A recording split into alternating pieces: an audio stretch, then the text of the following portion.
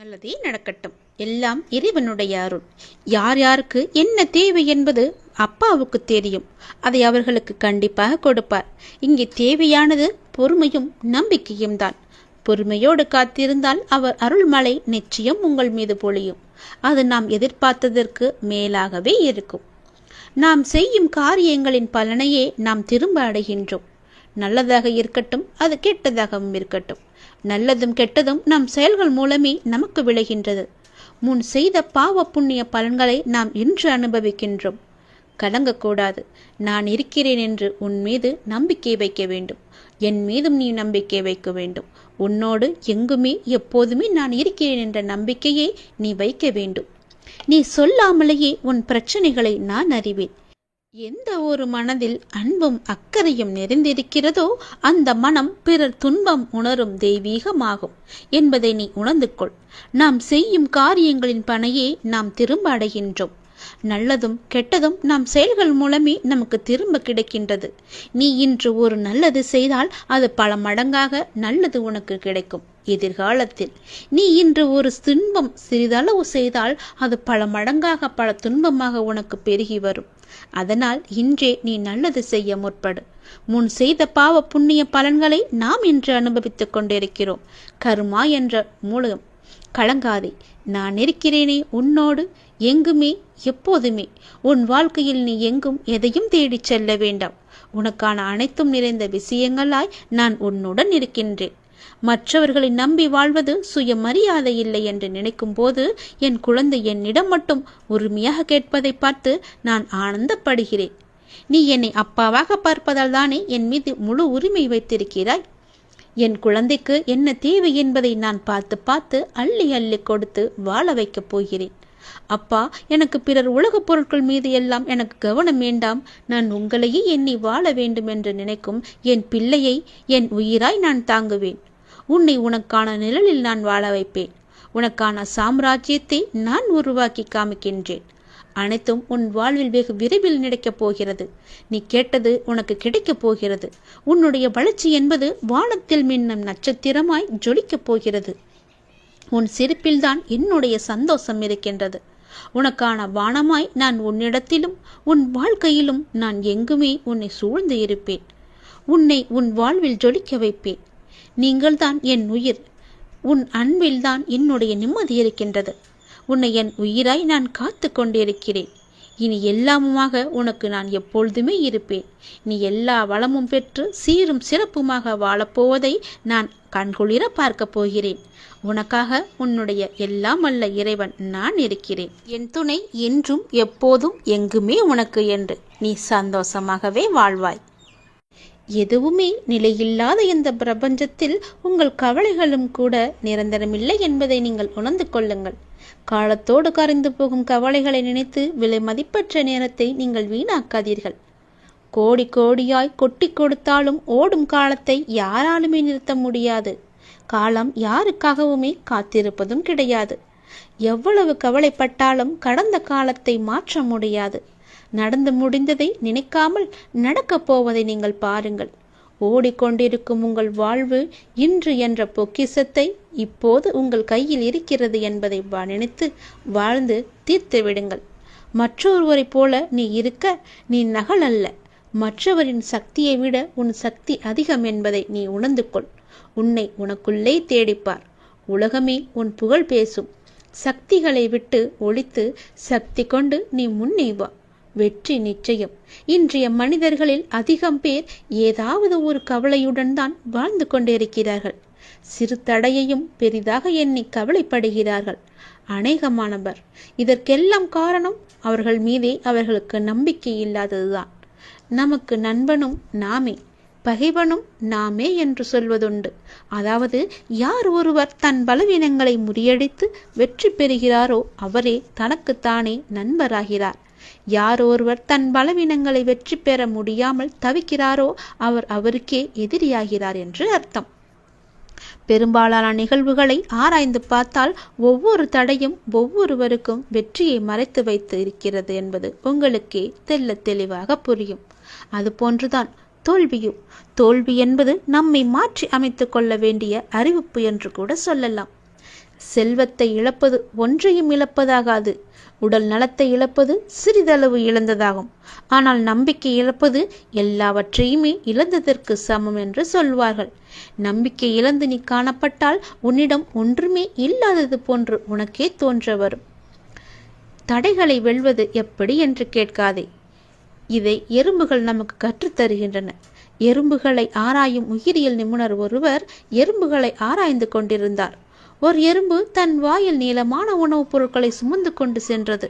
தலைவலியே சென்று கொண்டிருந்த அந்த எறும்பு ஒரு வெடிப்பை பார்த்துவிட்டு திடீரென்று நின்று விட்டது. மேலே செல்ல முடியாமல் தவித்தது. சிறிது நேரம் கழித்து தான் சுமந்து வந்த இரையை வெடிப்பின் மேல் வைத்து அதன் மீது ஊர்ந்து சென்று வெடிப்பை கடந்து சென்றது. பின்பு அந்த இரையை கவ்விக்கொண்டு சென்று விட்டது. எறும்பின் அறிவை நீ பார்த்தாயா? எறும்பின் அறிவு வியப்பை அளிப்பதாக உள்ளது அல்லவா? துன்பம் ஏற்பட்டால் அந்த துன்பத்தையே நீ பாலமாக வைத்து முன்னேற கற்றுக்கொள். நாம் எறும்பிடமிருந்து இதை கற்றுக்கொள்ள வேண்டும். ஒரு மிக சிறிய உயிரியான எறும்பின் தன்னம்பிக்கை நமக்கு இருந்தால் கூட போதும். எந்த தடையும் வெல்ல நம்மால் முடியும். கவலையும் காணாமல் போய்விடும். எத்தனை தடைக்கற்கள் குறுக்கிட்டாலும் உள்ளத்தில் நம்பிக்கை மட்டும் இருந்து விட்டால் போதும். உங்களின் வெற்றியை யாராலுமே தடுக்க முடியாது. தன்னம்பிக்கையோடு செயல்படு. தடைகளை எல்லாம் கடந்து வெற்றியை நீ சுவைத்துக்கொள். பொறுமையை விட மேலான எந்த ஒரு தவமுமே கிடையாது. தோல்விகள் உன்னை சூழ்ந்தாலும் இருளை விளக்கும் கதிரவன் போல அதனை நீக்கி அடுத்தடுத்த வெற்றி படியில் நீ முதலடியை எடுத்து வை. முடியும் வரை அல்ல, உங்கள் இலக்கு எதுவென்று உனக்கு தெரியும் அல்லவா? அந்த இலக்கினை நீ அடையும் வரை வெற்றி படியை தொட்டு கொண்டே சென்று கொண்டேரு. உனக்கு உன் வாழ்வில் வெற்றி படி நிச்சயமாகவே கிடைக்கும். வெற்றி கிரீடம் உனக்காக மட்டுமே அங்கு இருக்கிறது என்று நம்பி, என்னை நம்பி முழு நம்பிக்கையுடன் செயல்படு. நிச்சயம் உன் வாழ்வில் வெற்றி நிலைத்து நிற்கும். அவசர முடிவுகளை தவிர்த்து பகவான் மீது நம்பிக்கை வைத்து அவரின் கட்டளைக்காக காத்திருப்பவர்களுக்கு கண்டிப்பாக ஏதோ ஒரு மனித உயிரின் மூலமாக உதவி செய்வார் கடவுள் என்பது நிச்சயம் உண்மை. சிலர் தங்களுக்கு அசாதாரணமான திறமையும் எந்த ஒரு கடினமான பணியையும் நிறைவேற்றும் இணையற்ற சக்தியும் இருப்பதாக கருதுகின்றனர். இந்த ஆணவமான பன்மையால் அவர்கள் செய்யும் எந்த பணியும் எதிர்பார்த்த பலனை தராது. தன்னம்பிக்கை என்பது நல்லதுதான், ஆனால் எல்லை மீறினால் அது ஆபத்தானது. மனித ஆற்றல் மற்றும் சக்தியின் வரம்புகளுக்கு அப்பால் தெய்வீக சக்தி உள்ளது என்ற உண்மையை பார்க்க வேண்டும். நம்மை குருடாக்கும் அகங்காரத்துடன் இணைந்த அகந்தை மனிதனின் வீழ்ச்சிக்கு பெருமையே. முதன்மை காரணம் அகந்தைதான். ஒரு குறிப்பிட்ட பிரச்சனையை எதிர்கொள்ளும் போது சிலர் அதை சமாளிக்கும் திறன் கொண்டவர்கள் என்று கருதுகின்றனர். பிரச்சனையின் தன்மையை புரிந்து கொள்ளாமல் அவசர முடிகளை எடுத்து பரிதாபமாக தோல்வியடைந்து நஷ்டத்தையே சந்திக்கின்றனர். ஆனால் நமது வாழும் கடவுளான இறைவனிடம் பிரார்த்தனை செய்வது மூலம் நமது பிரச்சனைகளுக்கு தீர்வு காண முடியும். நமது செயல்களில் வெற்றி பெற முடியும். கடவுளின் அருளையும் வெற்றியையும் அவசரத்தில் பெற முடியாது என்பதை நீங்கள் உணர வேண்டும்.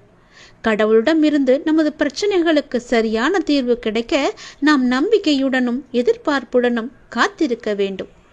ஒரு பூ பூப்பது அல்லது ஒரு பழம் பழுக்க வைப்பது கடவுளுடைய விருப்பத்தால் மட்டுமே சாத்தியமாகும். அது கூட சிறிது நேரம் எடுக்கும். அதுபோல நமது பிரச்சனைகளை சிக்கல்களை எல்லாம் தீர்க்கும் போது கடவுளுக்கு வழிகாட்டுதலுக்காக கொஞ்சம் பொறுமையாக நாம் காத்திருக்க வேண்டும். கடவுளின் வழிகாட்டுதல் நமக்கு தேவை என்று நினைக்கும் பட்சத்தில் நாம் பொறுமையாக நம்பிக்கையுடன் காத்திருக்க வேண்டும். எதிர்பார்ப்புடன் காத்திருப்பது தவிர்க்க முடியாதது. நாம் கடவுள் மீது உறுதியான நம்பிக்கையை வைத்து ஆழ்ந்த பக்தியுடன் பிரார்த்தனை செய்தால் கடவுள் நமது சிக்கலான பிரச்சனைகளை தீர்க்க கண்டிப்பாக உதவுவார். எந்த வேலையை செய்தாலும் சரி, ஒவ்வொரு கணமும் அசைக்க முடியாத நம்பிக்கையை கடவுள் மீது நாம் கடைப்பிடித்தால் பக்தன் தான் விரும்பிய மனோதாரங்கள் அனைத்திலும் நிறைவு பெறுவான். எந்த விஷயத்தையுமே எளிதாக செய்ய முடியும்.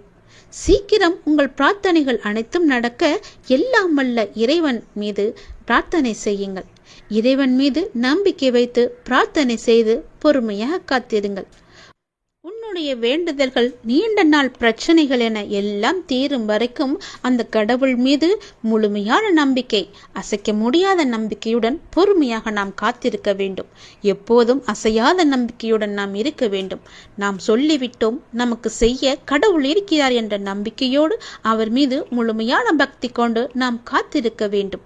உன்னுடைய வாழ்க்கையில் நீ எப்படி எதிர்காலத்தில் முன்னேறப் போகிறோம் என்ற கவலையோடு, மனதில் குழப்பத்தோடு எப்போதுமே இருந்து கொண்டிருக்கிறாய்.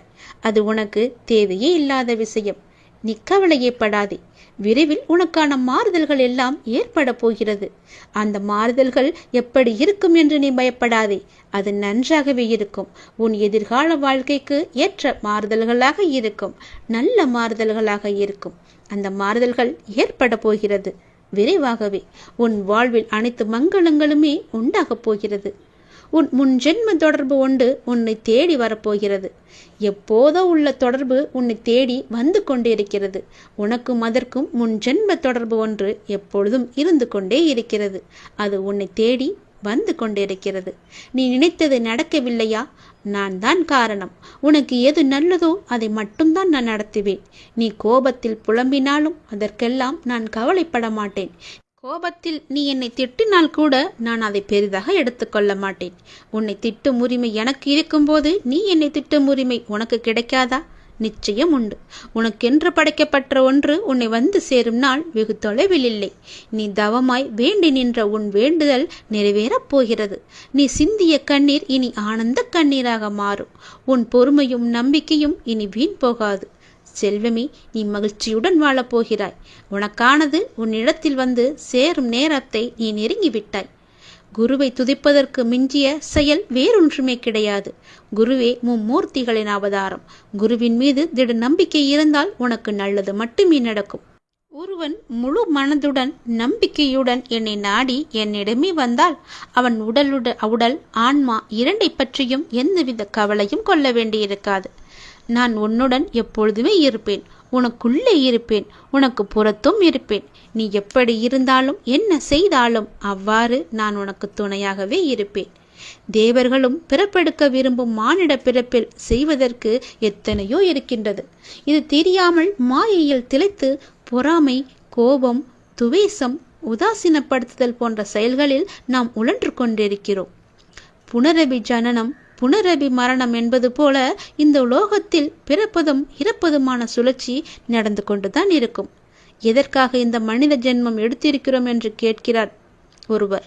பல வகைகளில் வழி தவறி ஓடும் மனதை அவர் மீது வைத்து கவலை இல்லாமல் இருக்கும்படி கோருகிறார்.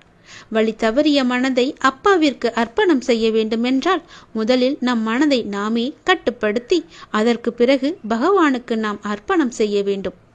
அவ்வாறாக நம்முடைய மனதை கட்டுப்படுத்த வேண்டுமென்றால் அது பூரண விசுவாசத்துடன் செய்யப்படும் பூஜை, பஜனை, பாராயணம், பலவிதமான வேள்வி பூஜைகள் என பலவாறு இருக்கிறது. அவற்றால் மட்டுமே முடியும். கலியுகத்தில் நாமஸ்மரணை மட்டும் போதும் என்கிறார் நம்முடைய கடவுள். கண்மூடித்தனமாக இல்லாமல் எனது பக்தர்களாக இருங்கள் என்பதை நினைவு கூறுகிறார். கவனத்தோடு மனதை ஒருமுகப்படுத்தி கொண்டு என்னுடைய நாமத்தை நீங்கள் ஸ்மரணம் செய்து கொண்டே வாருங்கள். உங்களுடைய வாழ்வில் எல்லாமே நல்லதாகவே அமையும். கடல் அலை போல 1000 துன்பங்கள் எனக்கு வந்தாலும் நான் விரும்பும் இறைவன் என்னை கச்சியம் கரை சேர்ப்பார் என்ற நம்பிக்கை உனக்கு முழுமையாக இருக்கிறது. அதனால் எந்த கவலை, எந்த துன்பம் வந்தாலும் உன்னை ஒன்றும் செய்துவிட முடியாது. நானே பார்த்து கொள்கிறேன். எல்லா பொறுப்பும் என்னுடையது. அப்பா இறைவன் நான் இருக்கும்போது உனக்கு ஏன் இந்த வீணான கவலை? எல்லாவற்றையுமே இறைவனிடம் செலுத்து. எல்லாம் நல்லதாகவே நடக்கும். முன்னேற்றமே இல்லாமல் இருக்கிறதே என்ற மனோபாவத்தை நீ விட்டொழி. மெதுவாக முன்னேறுவது எவ்வளவோ மேல் என்ற நிலையில் பயணத்தை தொடரு. ஆளை கொள்ளும் கவலைகளை புறம் தள்ளி ஆளுமையை தரும் தன்னம்பிக்கையை ஆடையாக அணி. எளிதானதை நோக்கி செல்லாதே, சரியானதை நோக்கி செல். வாழ்க்கை ஒரு அற்புத பரிசு. அதை நீ மகிழ்வாக வாழ முயற்சி செய்யுங்கள். என்னுடைய துணையோடு. உங்களை தவிர வேறு எதிலும் நம்பிக்கை கொள்ளும் என் மனதை மாற்றுங்கள் என்று என்னிடம் நீ சொன்னி அழுதாய் அல்லவா? உனக்கும் எனக்கும் முன் ஜென்ம தொடர்பு இருக்கிறது. நம் பந்தத்தின் ஆழம் இது. ஜென்ம ஜென்மமாய் தொடரும் பந்தம். உனக்காக நான் இருக்கிறேன். எல்லாமே மாற்றியமைக்கப் போகிறேன். நலமோடு நல்வாழ்வு உனக்கு காத்து கொண்டிருக்கிறது. சுபமாய் என் ஆசீர்வாதங்களுடன் நீ நிம்மதியாக, நிறைவாக, மகிழ்ச்சியான வாழ்க்கையை நீ வாழ வைக்கப் போகிறேன். உன்னை நீ சந்தோஷமாக இருக்கப் போகிறாய். அதற்கு நானே பொறுப்பு. வாழ்க்கையை எல்லாவற்றிற்கும் ஒரு மாற்று கருத்து வைத்திருக்கிறது, மாற்றம் ஒன்றை வைத்திருக்கிறது. அது நமக்கு பிடித்திருக்கிறதா இல்லையா என்பதை பற்றியெல்லாம் அதற்கு கவலை இல்லை. சூழ்நிலைக்கு ஏற்ப நீ உன் மனதை திடப்படுத்த வேண்டும். 2 வார்த்தை பேச வேண்டிய இடத்தில் அதிகம் பேசுவது தவறு. ஆலோசனை கூறும்போது உன் கருத்தை பிறரிடம் கூறி சொல்வது தவறு. அதுபோல் நேர்மையாக பயணித்து தோற்பதும், முடிந்தவரை போராடிய பின் தோற்பதும் வெற்றி பெற்றதற்கு சமம் என்று அர்த்தம் கொண்டு மீண்டும் மீண்டும் நீ முயற்சி செய். உனக்கு வேண்டியதை பிறரிடம் இருந்து எதிர்பார்த்தால் அது எப்போதும் கிடைக்காது. உனக்கு வேண்டியதை நீதான் முயற்சி செய்து அடைய வேண்டும். வெற்றியா தோல்வியா என்பதல்ல வாதம். ஆடுகளத்தில் இருக்கிறாயா என்பதை மட்டும் நீ அடிக்கடி உறுதிப்படுத்திக்கொள். உயிரை தொங்கும் மாங்காய்க்காக கல்லுயர்த்தும் சிறுவனை நீ கவனித்துப்பார். எரியும் கற்கள் தோல்வியை தழுவுகின்றனவே என்று கைவிட்டு போவதில்லை. கடைசியில் ஒரு காயாவது அவன் கையில் விழும் வரை அதுவரை களைப்படைய மாட்டான். அவன் மனமும் அப்படித்தான், அவனுடைய கரமும் அப்படித்தான். அதுபோல உன் தோல்விகளையே கற்களாக்கி கவனம் சிதறாமல் வெற்றி கனியை குறிப்பார்த்து எறிய கற்றுக்கொள். எத்தனை முறை கல் எறியப்பட்டுகிறது என்பதல்ல கணக்கு, கனி கைவசம் வருகிறதா என்பதில்தான் உன்னுடைய கவனம் இருக்க வேண்டும். வெற்றியை கொண்டாட எவராலும் இயலும். தோல்வியை ஏற்று துவளாது இருக்க ஒரு சிலரால் மட்டுமே முடியும். அந்த ஒரு சிலரில் நீயும் ஒருவனாக இருந்தால் வெற்றி கோப்பையை நீ விரைவாகவே பெற்றுவிடலாம். அது உன் கையிலே கிடைத்துவிடும். வெற்றி முழக்கம் உன் வீட்டு கதவை தட்டும். நான் இருக்கிறேன் உனக்கு, எப்போதுமே உன் கூடவே இருப்பேன். நீ நிச்சயம் முன்னேறுவாய். உன் மனதில் எதிர்காலத்தை பற்றிய பயம் என்றாயிருந்தால் அதை தூக்கி எறிந்துவிடு. எனக்காக என்னுடைய அப்பா, என்னுடைய இறைவன், என்னுடைய குரு எனக்காக இருக்கிறார் என்ற நம்பிக்கையோடு இரு. எல்லாவற்றையுமே தூக்கி எறிந்துவிடு. உன்னோடு நான் இருக்கிறேன். பக்க பலமாக, உற்ற துணையாக, உற்ற தோழனாக, நல்ல நண்பனாக, உனக்கு உறவினராக, உற்றாராக, எல்லாமாக நான் இருக்கிறேன். பிறகு எதற்காக நீ கலங்க வேண்டும்? எல்லாமே உன்னை தேடி வரும்படி நான் செய்கிறேன். எல்லா பொறுப்பு நானே எடுத்துக்கொள்கிறேன். வாழ்க்கை என்பது எல்லோருக்குமே ஒன்றுதான். அது சற்று மேலும் இருக்கலாம், கீழும் இருக்கலாம். வாழ்க்கை என்பது ஒரு பட்டம் போல். அதன் நூல் உன் கையில் இருப்பதால் தான் அது நகர்ந்து கொண்டிருக்கிறது என்பது நினைப்பது எவ்வளவு தவறோ அதை போலத்தான் உன் வாழ்க்கையில் நடக்கும் சில விஷயங்கள் எல்லாம் கஷ்டங்களும் முடிவடையும் காலம் என ஒன்று வரும் என்று. வாழ்க்கையில் நீங்கள் பயணிக்கும் ஒவ்வொரு நாளும் ஒவ்வொரு பக்கங்கள். அவற்றுள் சிரிப்பு, கண்ணீர், சந்தோஷம், கோபம், கஷ்டம், வெற்றி, தோல்வி, ஆசை, நல்லது, கெட்டது என எல்லாமே கலந்துதான் நிறைந்திருக்கும். அந்த பக்கங்களில் நீங்கள் மட்டும் இடம்பெற மாட்டாய். எல்லா உறவுகளும் கதாபாத்திரங்களும் அதில் இடம்பெறும். அவர்களால் உனக்கு கிடைத்த அன்பு, கிடைக்காத அன்பு, நிலையில்லாத அன்பு, உண்மையான அன்பு என பல பரிமாணங்களும் அதில் இடம்பெற்றிருக்கும். அவை உணர்த்தும் புரிதல், ஒரு அன்பு விழுகும் போது ஏற்படும் வலி, ஒரு அன்பு கிடைக்கும் போது ஏற்படும் சந்தோஷம் என பல வர்ணங்கள் கொண்டது. இவற்றை எல்லாம் அனுபவிக்க விரும்பவில்லை என்றாலோ அல்லது அனுபவிக்க விரும்புகிறேன் என்று சொன்னாலோ இவை ஒன்றும் உன் கையில் கிடையாது. யார் உன் வாழ்க்கையில் அமைய வேண்டும், அது எப்படி தீர்மானிக்க வேண்டும் என எல்லாமே அந்த இறைவனுடைய அருளால். இதற்கும் எவற்றுக்கும் நீ காரணமில்லை. புரிகிறதா? உறவுகள் என்றால் சண்டைகளும் மனக்கசப்பு வருவதும் இயல்புதான். ஆனால் அதற்காக என் வாழ்க்கையை நான் தனியாக வாழப்போகிறேன் என்று சொல்வது அர்த்தமற்றது. முதலில் நீ கூறியபடி உன் வாழ்க்கையில் என்ன நடந்தாலும் அதற்கு என் சம்மதம் வேண்டும். அதனால் தனித்து வாழப் போகிறேன் என்று புலம்பாதி. கைகளை சேர்த்து வைத்து அடித்தால்தான் கைத்தட்டலின் ஓசை கேட்கும். தனியாக அடித்துப்பார், ஒன்றுமே உன்னால் செய்ய முடியாது. அதனால் நீ தனித்து செயல்படு. ஆனால் தனித்து வாழ்வதற்கு நீ யோசிக்காதே. நீ என் பரிபூர்ண அருள் பெற்ற குழந்தை. நீ நன்றாக வாழ வேண்டும் என்பதே என்னுடைய ஆசை.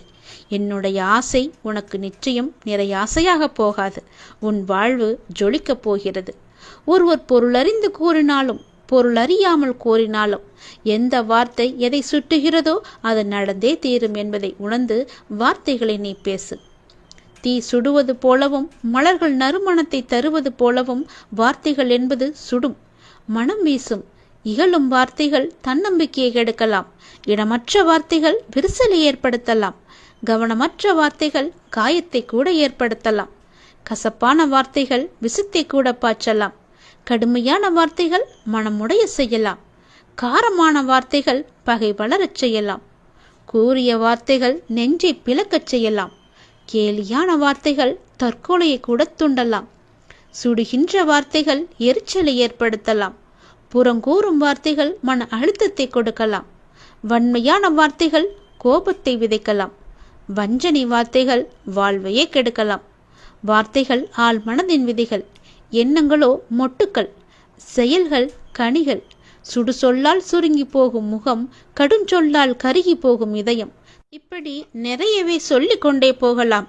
அதனால் எது செய்தாலும் எது சொன்னாலும் எப்பொழுதுமே சிவசிவ என்ற மந்திரத்தை சொல்லிவிட்டு சிவசிவ என்ற நாமத்தை உன் மனதில் பதிய வைத்து கொண்டு நல்லது மட்டுமே பேசு, நல்லதை மட்டுமே செய். யாருக்கும் எந்த கெடுதலும் வராது. உனக்கும் எந்த கெடுதலும் நேர உன் அப்பா நான் அனுமதிக்க மாட்டேன். எல்லாமே உனக்காக மட்டுமே நான் செய்து கொண்டிருக்கிறேன். எல்லாம் உன் நன்மைக்காக மட்டுமே நடந்து கொண்டிருக்கிறது.